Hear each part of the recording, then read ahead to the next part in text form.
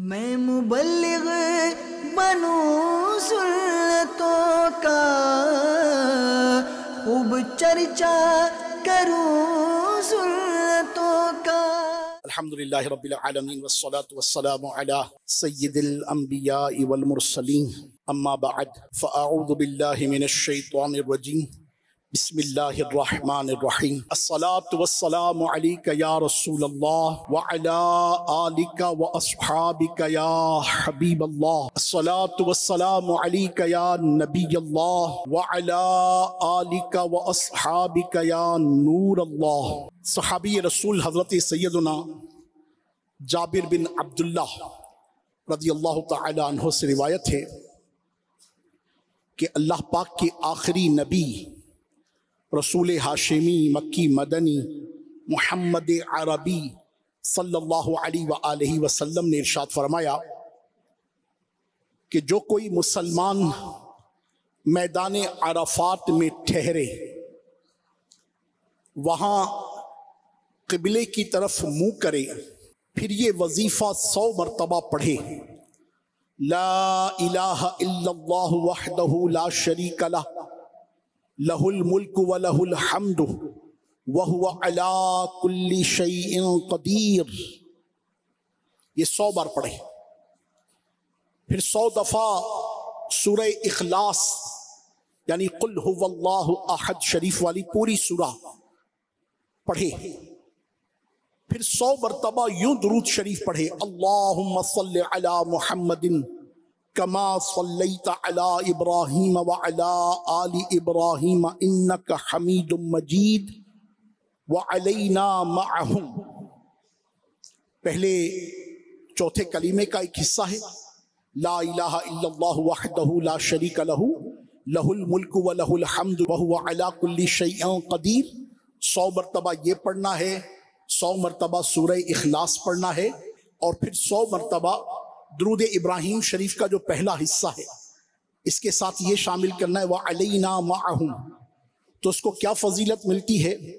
آقا کریم رؤوف رحیم صلی اللہ علیہ وسلم نے فرمایا، اللہ پاک اس بندے سے خوش ہو کر فرشتوں سے فرماتا ہے، اے میرے فرشتوں، یہ بندہ جس نے میری تسبیح کی، میری تکبیر بیان کی، میری عظمت کو بیان کیا، میری حمد و ثنا کی، میرے نبی صلی اللہ علیہ وآلہ وسلم پر درود پڑھا، اس بندے کی جزا کیا ہے؟ پھر اللہ پاک خود ہی ارشاد فرماتا ہے، اے میرے فرشتوں گواہ ہو جاؤ، بے شک میں نے اس کی مغفرت کر دی، اس کے حق میں اس کی شفاعت کو قبول کیا، اور اگر یہ بندہ میدان عرفات میں ٹھہرے ہوئے تمام لوگوں کی شفاعت کرے تو میں اس کی شفاعت قبول کروں گا۔ سبحان اللہ و بحمدہ سبحان اللہ العظیم۔ کیا بات ہے مدینے کی، تیری ایک ادا پہ اے پیارے 100 درودیں فدا 1000 سلام، وہ سلامت رہا قیامت میں پڑھ لیے جس نے دل سے 4 سلام۔ صلو علی الحبیب صلی اللہ تعالی علی محمد وعلی آلہ وصحبہ وبارک وسلم۔ سیدنا مالک بن دینار رحمت اللہ تعالی علیہ، آپ اللہ پاک کے ولی کامل ہیں، محبت الہی سے سرشار ہیں، عشق رسول سے مالا مال ہیں، بہت بلند رتبہ شخصیت آپ گزرے ہیں۔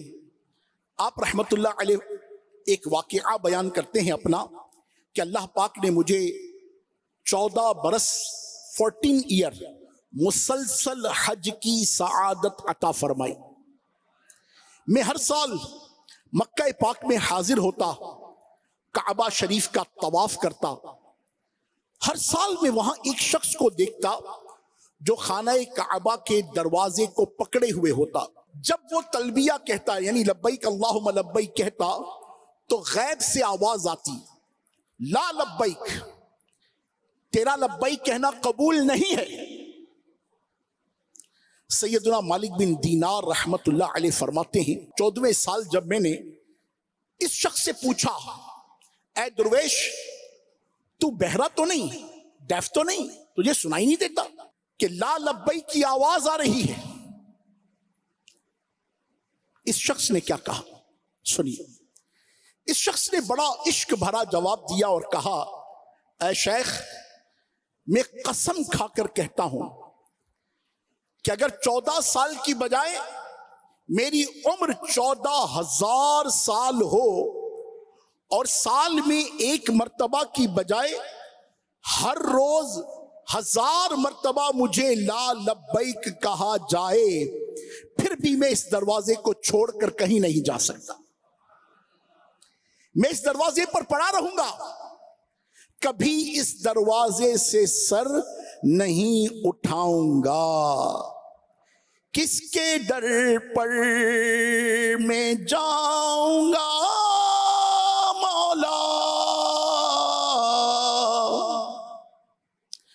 کس کے در پر میں جاؤں گا مولا،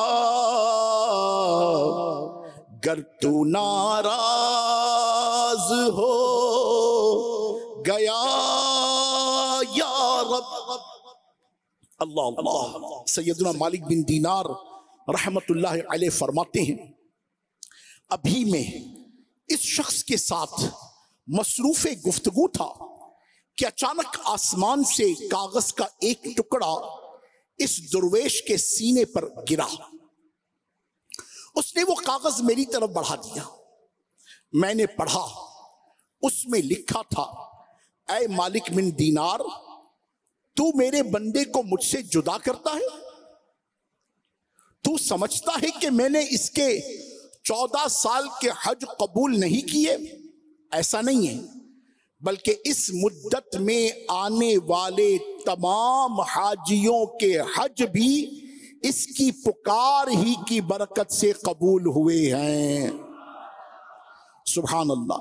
یا اللہ یا رحمانو یا حنانو یا منان. پڑھئے یا اللہ یا رحمانو یا حنانو یا منان.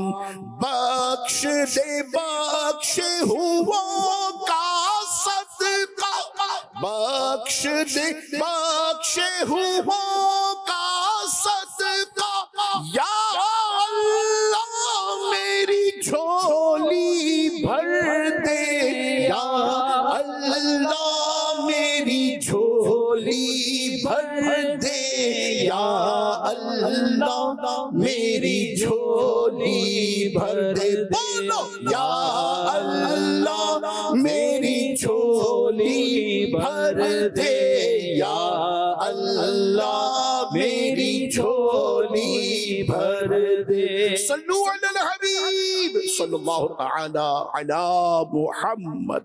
حالات جیسے ہی ہوں، مشکلات جیسی ہی ہوں، پریشانیاں جیسے ہی ہوں، غم جتنے ہی ہوں، کبھی بھی اللہ پاک کی جناب سے مایوس نہیں ہونا چاہیے.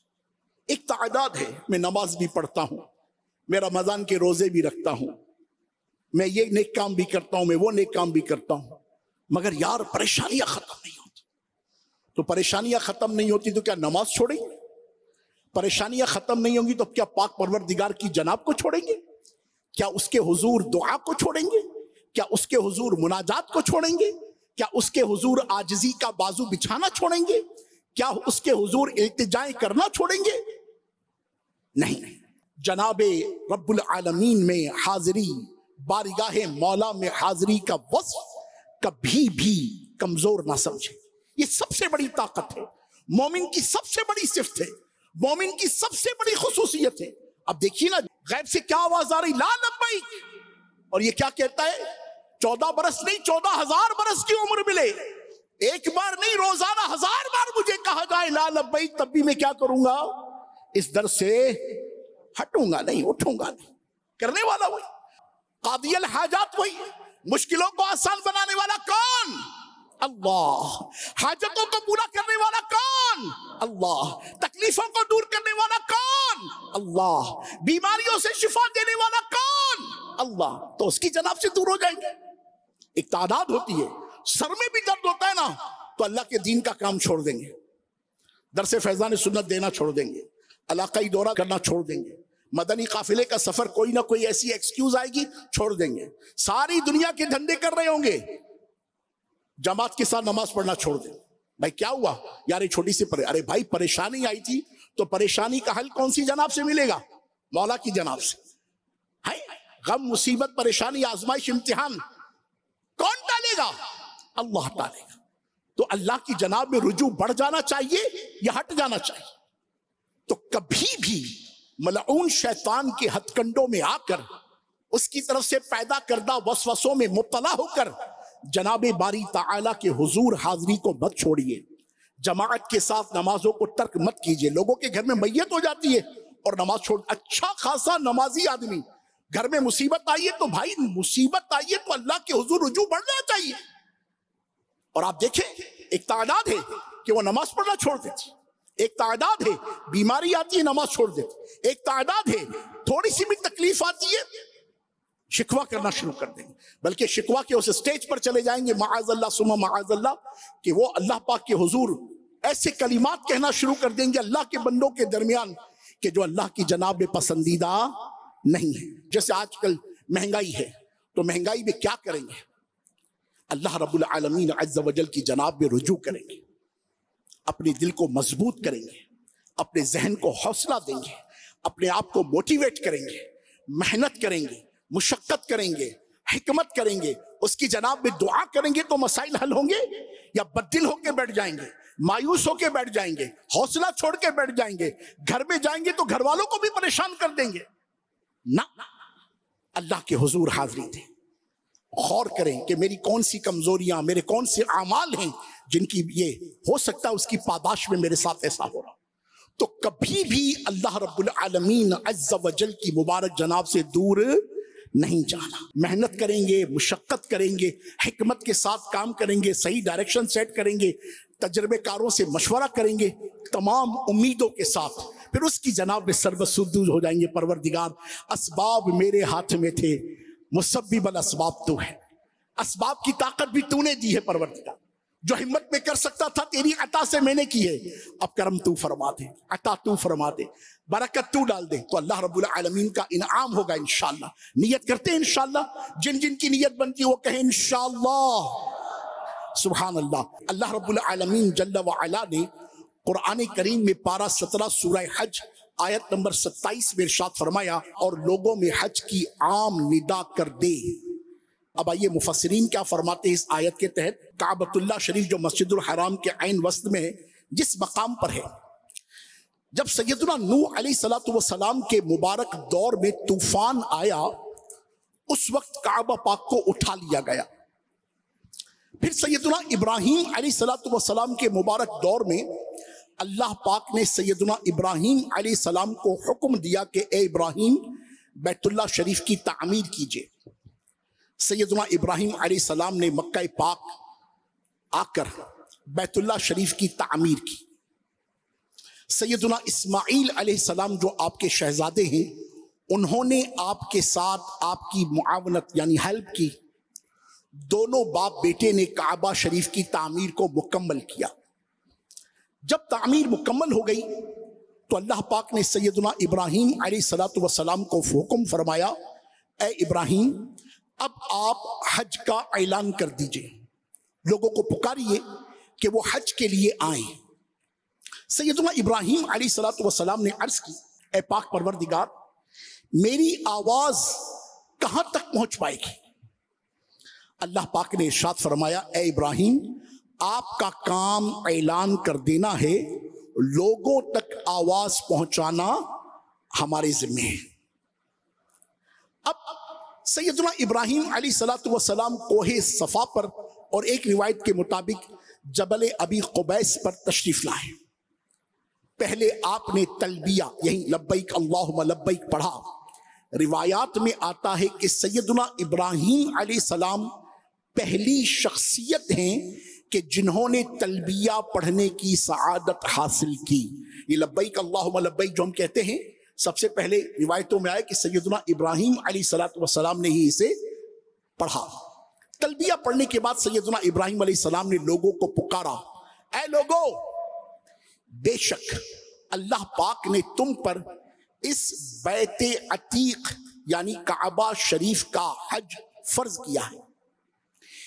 एक रिवायत में यह है कि आप अलैहिस्सलाम ने यूं ऐलान किया, ऐ लोगो, बेशक अल्लाह पाक तुम्हें हज बैतुल्लाह की तरफ बुलाता है ताकि हज के सवाब में तुम्हें जन्नत अता फरमाए और तुम्हें हज की बरकत से जहन्नम से आजाद कर दे। रिवायत में आता है कि सैयदना इब्राहीम अलैहिस्सलाम ने अपनी हयात ज़ाहिरी में जब काबा शरीफ की तामीर की तो उस वक्त आपने ये ऐलान किया, लेकिन अल्लाह करीम की कुदरत और जनाब इब्राहीम अलैहिस्सलाम का मुअज्जिज़ा है कि आपकी ये आवाज कयामत तक आने वाले लोगों ने सुनी और जो खुश नसीब थे उन्होंने इस आवाज पर लब्बैक कहा। यह तफसीर कबीर के हवाले से मिलता है। सैयदना इमाम मुजाहिद रहमतुल्लाह अलैह फरमाते हैं, जिसने उस वक्त लब्बैक कहा था वही जिंदगी में हज की सआदत पाता है। जिसने एक मर्तबा लब्बैक कहा था वो एक मर्तबा हज करता है। जिसने 2 मर्तबा लब्बैक कहा था वो 2 मर्तबा हज करता है। जिसने ज्यादा मर्तबा लब्बैक कहा था वो ज्यादा मर्तबा हज की सआदत पाने में कामयाब हो जाता है। सुभान अल्लाह। प्यारे इस्लामी भाइयों, पता चला कि आज जो हाजी हज की सआदत पाते हैं, पैसा खर्च करते हैं, सफर की मुशक्कत बर्दाश्त करते हैं, काबा पाक का तवाफ करते हैं, मिना में मैदान अरफात में ठहरते हैं, मुज़दलिफा का क़याम करते हैं, सफ़ा व मरवा पर दौड़ते हैं, मुशक्कत बर्दाश्त करते हैं, ये अमली तौर पर यानी प्रैक्टिकली इस बात का इजहार कर रहे होते हैं कि हम भी उन खुशनसीबों में शामिल हैं जिन्होंने सैयदना इब्राहीम अलैहिस्सलातु वस्सलाम की पुकार पर लब्बैक कहा था। सुभान अल्लाह। आइए अब मैं आपकी खिदमत में अर्ज करूं कि हज किस पर फर्ज है। इंतहाई तवज्जो के साथ सुनने की बात है और इन अल्फाजों की रोशनी में मुझ और आपको अपना जायजा लेने की हाजत है कि हम देखें कि हमारा स्टेटस क्या है। क्योंकि एक के तादाद के ज़हन में होता है कि हम पर हज फर्ज नहीं और एक तादाद ये समझ रही होती है कि हम पर हज फर्ज है, तो ये है किस पर।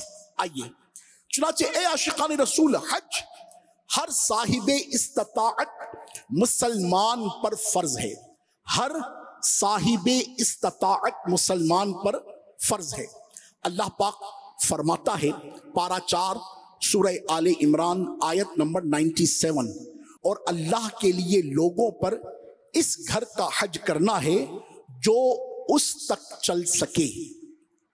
इसकी रोशनी में उलमा ने लिखा कि पता चला जो शख्स काबा पाक तक पहुंचने की इस्तिताअत रखता हो उस पर हज फर्ज है। नबी पाक अलैहिस्सलातु वस्सलाम ने इस्तिताअत की तफसीर ज़ाद और राहिला से की। तवज्जो कीजिएगा, ज़ाद और राहिला। ये राहिला क्या है? राहिला का मतलब है सवारी और ज़ाद का मतलब है सफर का खर्च। ये 2 चीजें हैं, सवारी हो और सफर का खर्च हो।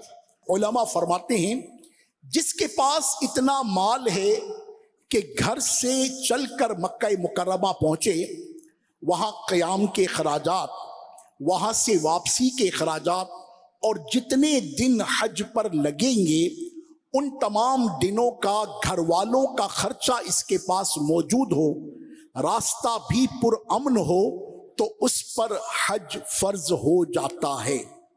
और याद रखिए, हज फर्ज हो जाने के बाद फौरन हज कर लेना जरूरी है। यानी इसमें टाल मटोल करना कि आइंदा साल चला जाऊंगा, बेटियों की शादी कर लूं तो इसके बाद हज के लिए जाऊंगा, अभी कारोबारी मामलात अटके हुए हैं, मेरा वो काम हो जाए, वो प्रोजेक्ट पूरा हो जाए, تو اس کے بعد حج کروں گا، یہ درست نہیں. حج فرض ہے تو پھر اسی سال جانا ہوگا. علماء فرماتے ہیں اگر کسی شخص پر حج فرض ہو گیا لیکن وہ حج پر گیا نہیں، ٹال مٹول کرتا رہا، مؤخر کرتا رہا، اس سال نہیں اگلے سال جاؤں گا، اس سے اگلے سال چلا جاؤں گا، ابھی بڑی زندگی پڑی ہے پھر چلا جاؤں گا، یوں کرتا رہا، پھر اس پر غربت آ گئی، یعنی خدا نہ خواستہ اس کیفیت میں آ گیا کہ وہ پہلے افورڈ کر سکتا تھا اور اب افورڈ نہیں کر پاتا، غربت آ گئی، تو اب بھی اس پر حج فرض ہے. بہت اہم نکتہ ہے. تو اب بھی اس پر حج فرض ہے. ایسی صورت میں اس پر لازم ہے کہ قرض لے کر بھی حج پر جائے. اللہ پاک اس کے قرض کا انتظام فرما دے گا. اللہ پاک آزمائش سے بچائے، مگر جس پر حج فرض ہے اسے چاہیے کہ وہ اسی سال قصد کرے، ہمت کرے، اللہ پاک آسانی فرمائے گا.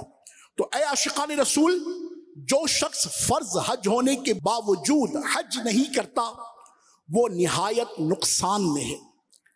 مسلمانوں کے چوتھے خلیفہ مولا کائنات مولا مشکل کشا شیر خدا کرم اللہ تعالی وجہہ الکریم فرماتے ہیں، اللہ پاک کے آخری نبی رسول ہاشمی مکی مدنی محمد عربی صلی اللہ علیہ وسلم نے فرمایا، جو بندہ زاد اور راحلہ یعنی سواری اور سفر خرچ کا مالک ہو، جس کے ذریعے وہ مکہ پاک تک پہنچ سکے، اس کے باوجود اگر وہ حج نہ کرے تو چاہے یہودی ہو کر مرے یا نصرانی ہو کر.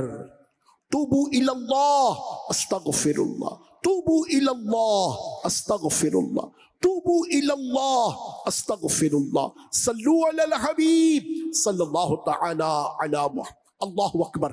اے عاشقان رسول غور فرمائیے، کیسی سخت وعید ہے کہ ہمارے آقا و مولا صلی اللہ علیہ وآلہ وسلم رحمت للعالمین، تمام جہانوں کے لیے رحمت ہیں. لوگوں کا ایمان قبول کر لینا آپ کو انتہائی پسند ہے. جب کفار کلمہ نہیں پڑھتے تھے، قرآنی آیات پر ایمان نہیں لاتے تھے، تو آپ صلی اللہ علیہ وآلہ وسلم بہت غمگین ہو جایا کرتے تھے. رحمت عالم نور مجسم صلی اللہ علیہ وسلم جو کافروں کے کلمہ نہ پڑھنے سے بھی غمگین ہو جاتے ہیں، وہ اگر ایک مسلمان کے لیے ارشاد فرماتے ہیں کہ حج فرض ہونے کے باوجود اگر وہ حج نہیں کرتا تو وہ چاہے یہودی ہو کر مرے یا نصرانی ہو کر، یہ کس قدر عبرت کی بات ہے، کس قدر درس لینے کی بات ہے.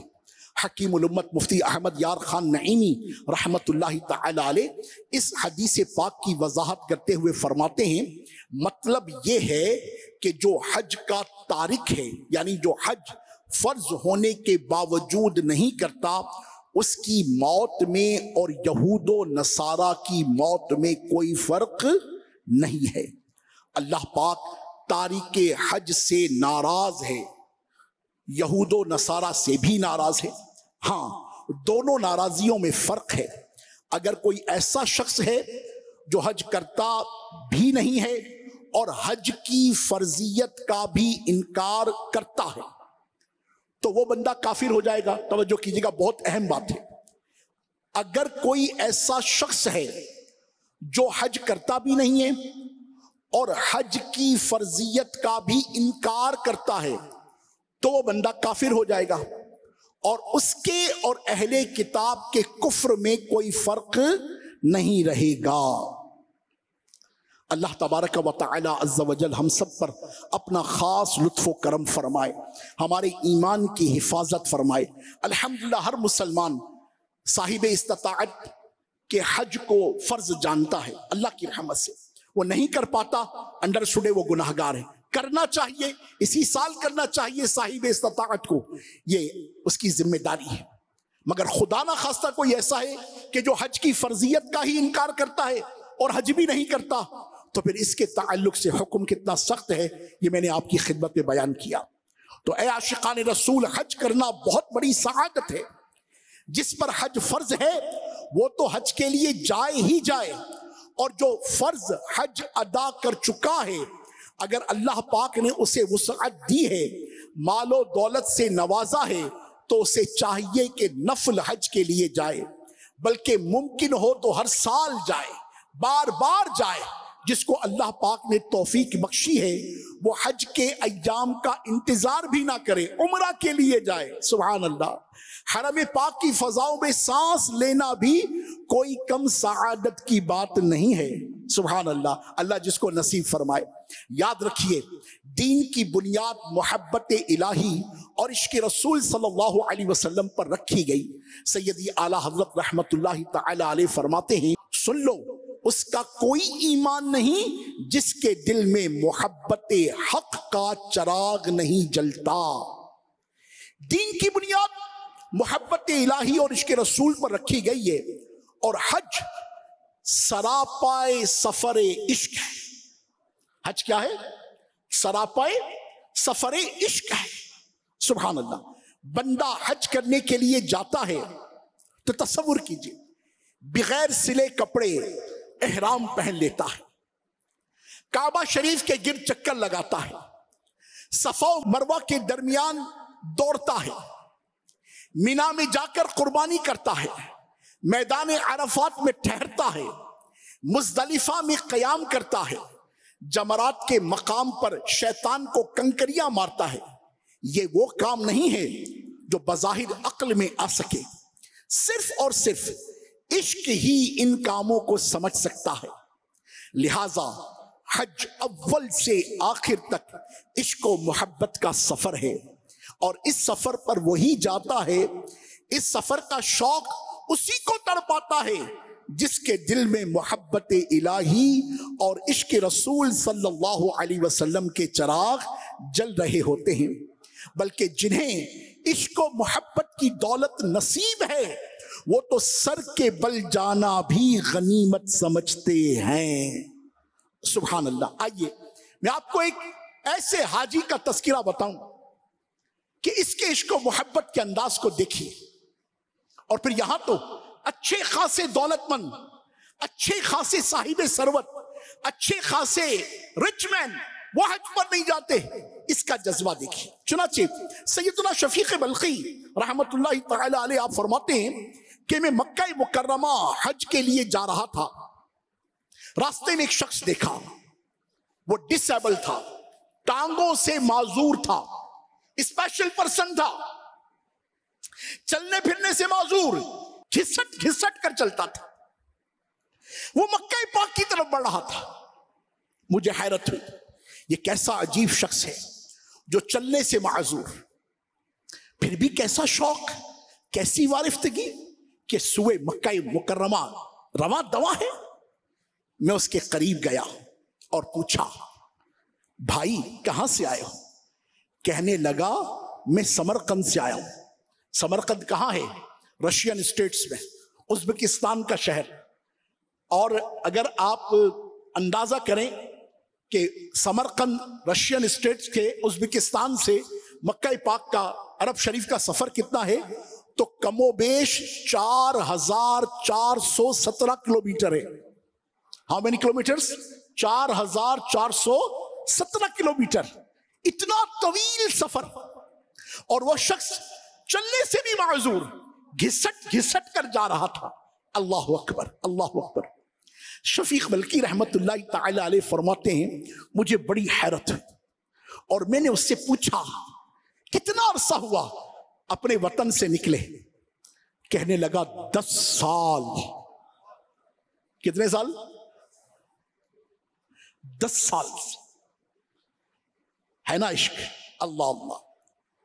اب تو تعجب اور حیرانی کی انتہا نہ رہی کہ وہ کہنے لگا، اے شفیق کیا دیکھتے ہو؟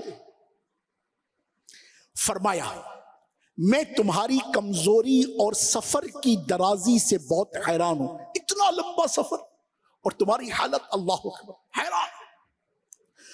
اس خوش نصیب عاشق رسول نے بڑا پیارا جواب دیا، کہنے لگا، اے شفیق، سفر کی دوری کو میرا شوق قریب کر دے گا۔ کیا قریب کر دے گا؟ میرا شوق قریب کر دے گا۔ اور جہاں تک بات ہے میری کمزوری کی، تو میری کمزوری کا سہارا میرا مالک و مولا ہے۔ فاصلوں کو تکلف ہے ہم سے اگر ہم بھی بے بس نہیں، بے سہارا نہیں۔ فاصلوں کو تکلف ہے ہم سے اگر ہم بھی بے بس نہیں، بے سہارا نہیں۔ خود انہی کو پکاریں گے ہم دور سے راستے میں اگر پاؤں تھک جائیں گے۔ تو یہ عشق کا سفر ہے، ہاں یہ طلب کا سفر ہے، یہ درد کا سفر ہے، یہ محبت کا سفر ہے۔ اللہ پاک ہم سب کو نصیب فرمائے۔ سبحان اللہ۔ اے عاشقان رسول، دیکھا آپ نے اس خصوصی حاجی کو، اس کا جذبہ کیسا زبردست ہے کہ بظاہر چلنے سے معذور ہونے کے باوجود گھسٹ گھسٹ کر کعبۃ اللہ شریف کی زیارت کے شوق میں چلا جا رہا۔ 10 سال سے مکہ مکرمہ کی طرف رواں دوا ہے۔ اس کے جذبے اور ہمت پہ لاکھوں سلام، 100,000 آفرین۔ اس کے جذبے اور شوق پر خدا کی قسم اس واقعے میں ہمارے لیے یہ عبرت بھی ہے، درس بھی ہے کہ وہ نادان مسلمان جو صحت مند اور تندرست ہونے کے باوجود، مال و دولت ہونے کے باوجود، استطاعت کے باوجود سفر حج کی سعادت نہیں پا رہا۔ اللہ اللہ، اس خصوصی حاجی کی کیفیت کیا تھی؟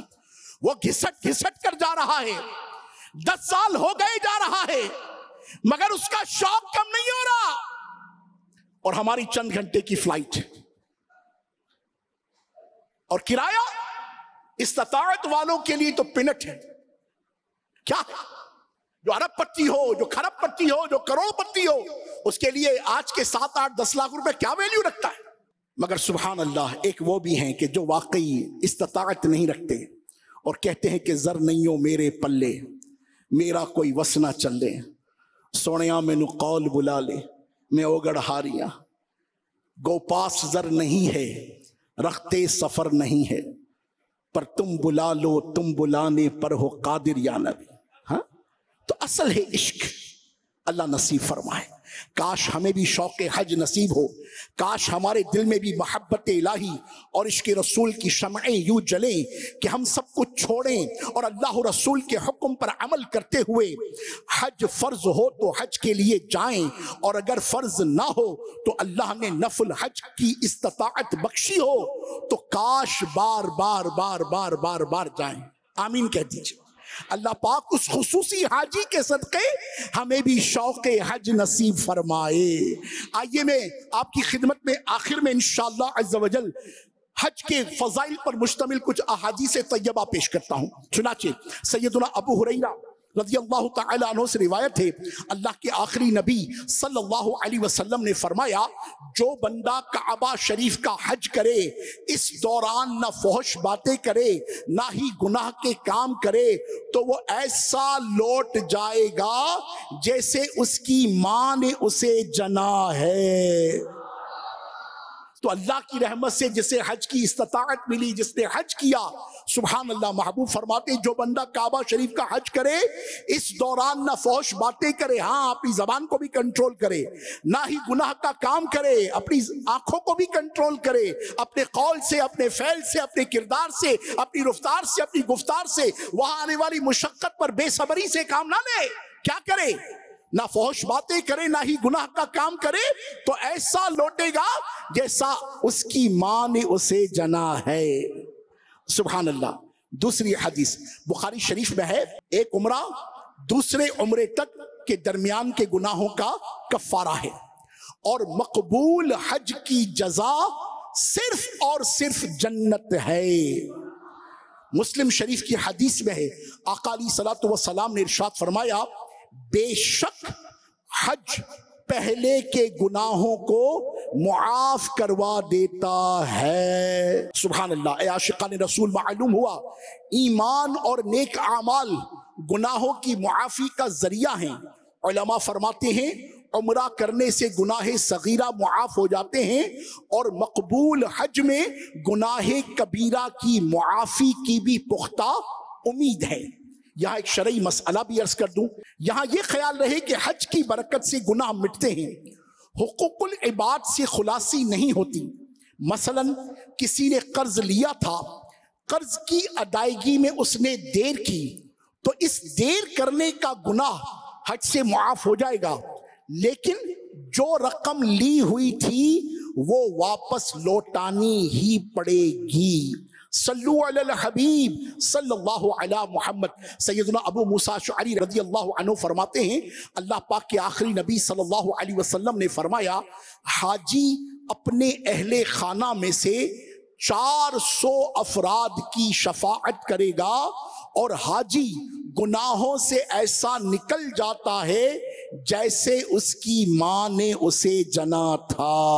ایک انصاری صحابی پیارے آقا صلی اللہ علیہ وسلم کی خدمت میں کچھ سوال پوچھنے کے لیے حاضر ہوئے۔ رسول پاک علیہ السلام نے فرمایا، اگر تم چاہو تو تم مجھ سے سوال کرو، اور اگر چاہو تو میں ہی تمہیں تمہارے سوال بھی بتاؤں اور ان کے جواب بھی دے دوں۔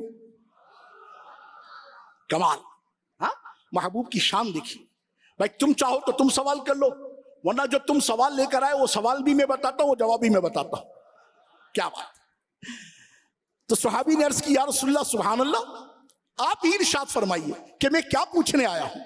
سنو، آقا کریم علیہ السلام نے فرمایا، تم پوچھنے آئے ہو کہ جب حاجی اپنے گھر سے نکلتا ہے تو اس کے لیے کیا ثواب ہے، جب وہ میدان عرفات میں ٹھہرتا ہے تو اس کے لیے کیا ثواب ہے، جب وہ رمی جمرات کرتا یعنی شیطان کو کنکر مارتا ہے تو اس کے لیے کیا ثواب ہے، جب حاجی سر منڈاتا ہے تو اس کے لیے کیا ثواب ہے، جب حاجی آخری طواف پورا کر لیتا ہے تو اس کے لیے کیا ثواب ہے۔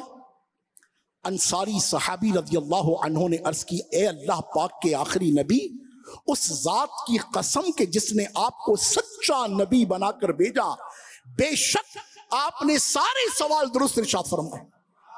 جو میں سوچ کر آیا تھا محبوب، آپ نے وہی سوال فرمایا، اب ان کا جواب بھی عطا فرما دیجئے۔ اب سنو، جھوم جاؤ اے عاشقان رسول، جھوم جاؤ۔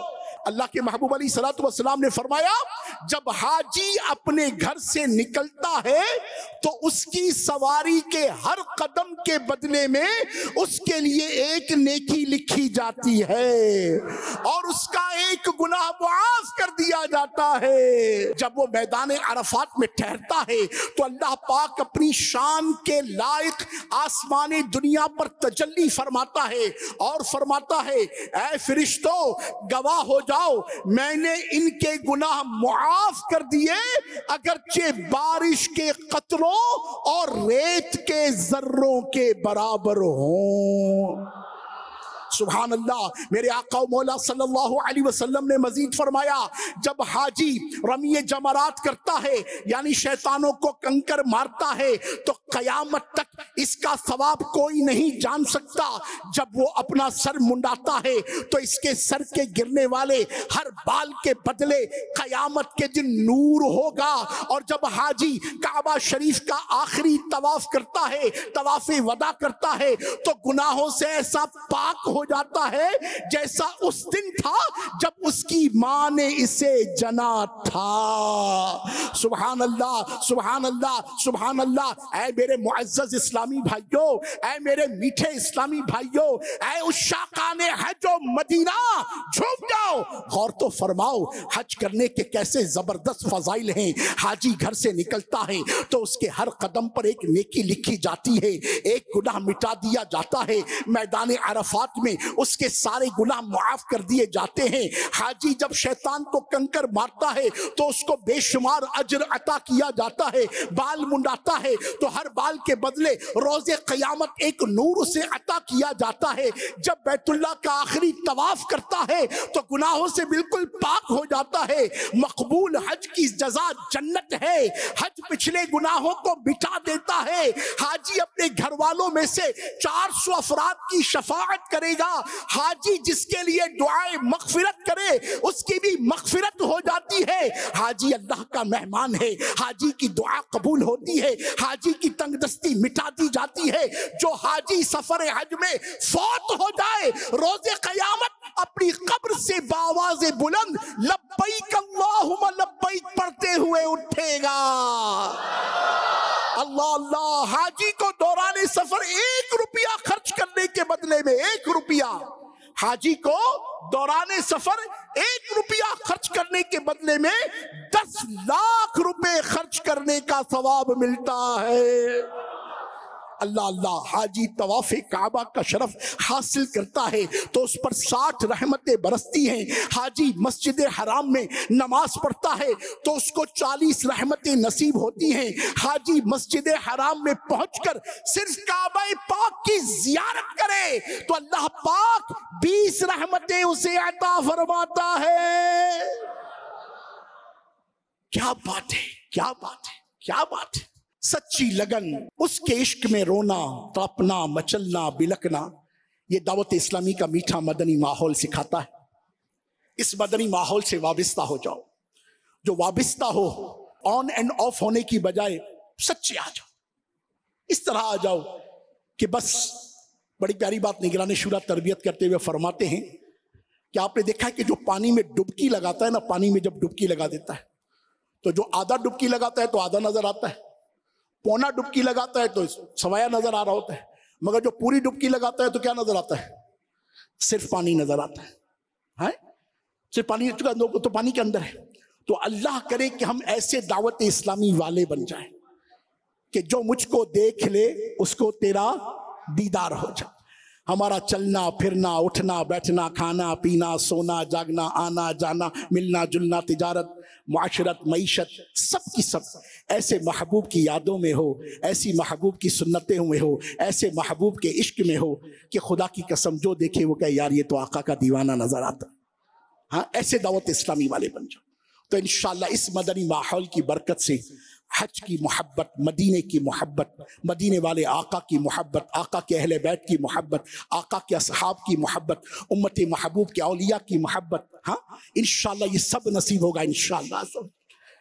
اللہ کرے کہ ہم سنتوں کی تربیت کے مدنی قافلوں میں اگر سفر کرتے رہے نا تو یہ حج کی تربیت ہے, حج کی بہترین تربیت. یہیں پر رہ کر 3 دن کے مدنی قافلے کا سفر کریں. جب سیکھنے کو ملے گا, اللہ کے دین کا علم سیکھنے کے لیے جائیں گے تو رب العالمین عز و جل کی رحمت سے آپ کو یاد حج اور یاد مدینہ آئے گی انشاءاللہ عز و جل. تو اللہ کرے کہ ہم 3 دن کے مدنی قافلے کے مسافر بنیں. اللہ کرے کہ ہم 12 دن کے مدنی قافلے کے مسافر بنیں. شیخ کریم کے عطا کردہ جدول کے مطابق کم از کم ہر 12 ماہ میں یعنی ہر سال ہم 1 ماہ کے مدنی قافلے میں سفر کرنے والے بنے تو انشاءاللہ عز و جل یہ سفر حج کی تیاری بھی ہے, سفر حج کی طلب بھی ہے. اور مدنی قافلوں میں جا کر جب دعا کریں گے انشاءاللہ, تہجد میں دعا کریں گے, اللہ کی راہ میں جا کر دعا کریں گے, مناجات میں دعا کریں گے تو انشاءاللہ عز و جل وہ دن بھی تو آئے گا, وہ رات بھی آئے گی. ہاں کیا, وہ دن بھی تو آئے گا, وہ رات بھی آئے گی. دن گزرے گا مکے میں اور رات مدینے میں انشاءاللہ. اللہ تعالی ہم سب کو عمل کی توفیق عطا فرمائے. وما توفیقی الا باللہ. جزاکم اللہ خیرا واحسن الجزاء. صلو علی الحبیب صلی اللہ تعالی علی محمد. میں مبلغ بنوں سنتوں کا خوب چرچا کروں